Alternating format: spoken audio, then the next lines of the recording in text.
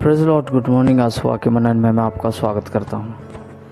आज मैं आपके लिए पढ़ने जा रहा हूँ इफिसियों अध्याय 4 का पद 14। यहाँ लिखा है, ताकि हम आगे को बालक न रहें, जो मनुष्यों की ठग विद्या और चतुराई से उनके भ्रम की युक्तियों के और उपदेश के हर एक झोंके से उछाले और इधर उधर घुमाए जाते हैं। मैं इंग्लिश में पढ़ूँगा। So that we may no longer be children, tossed to and fro by the waves, and carried about by every wind of doctrines, by human cunning, by certitudeness in deceitful schemes. Hallelujah मेरे अजीजों, यहाँ संत पौलुस ने हमें ये पत्री दी है। वचन लिखा हुआ है बाइबल के अंदर जैसे लिखा हुआ है।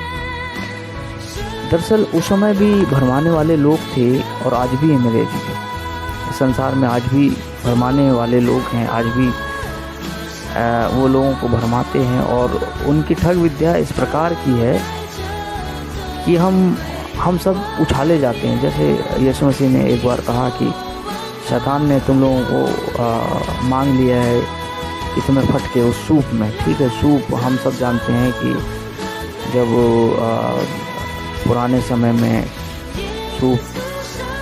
सूप में चावल या गेहूं को जब डाला जाता है, जो भी मतलब अन्न है उसको डाला जाता है, तो उसमें से अलग अलग किया जाता है। ठीक है, फटके जाते हैं।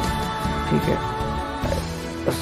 शैतान भी फटकता है और परमेश्वर भी फटकता है। परमेश्वर ही उसका वो अच्छाई को अलग करता है, लेकिन शैतान जो है वो दर्द देता है, समस्या देता है, कष्ट देता है, दुख देता है मेरे जीजो।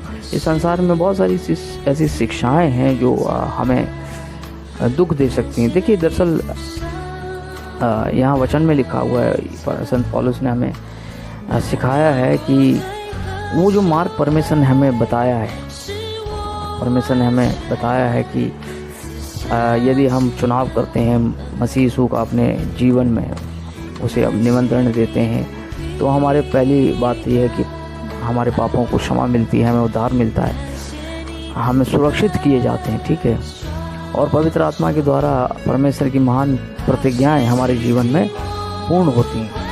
परमेश्वर उन सब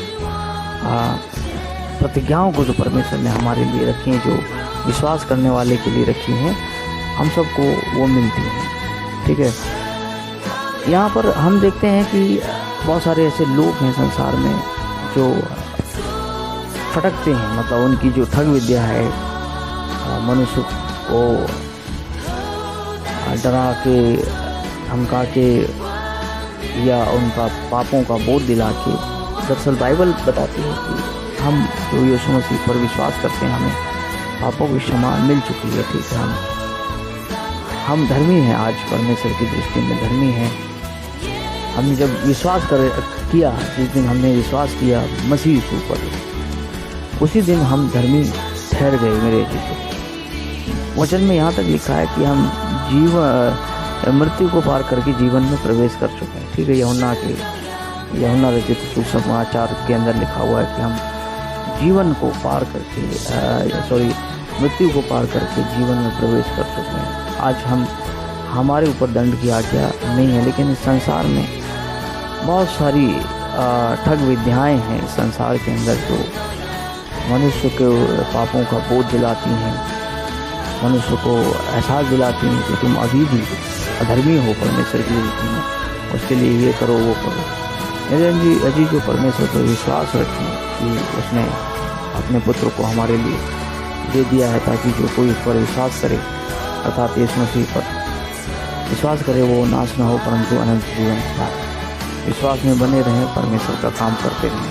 मैं प्रार्थना करूँगा, धन्यवाद देता हूँ पिता तेरी महान प्रेम करुणा दया के लिए, इनके लिए हर एक सुनने वाले पत्रिया से मांगते हम सबके साथ में पिता, हमारे परिवारों के साथ में, हमारे परिवारों की रक्षा करता, जो कुछ हम करते हैं इस धरती पर। ये भाई प्रार्थना करता हूँ प्रभु जी, आप हमारी प्रार्थनाओं को सुने। यीशु मसीह के नाम से प्रार्थना मांगता हूँ, आमीन आमीन।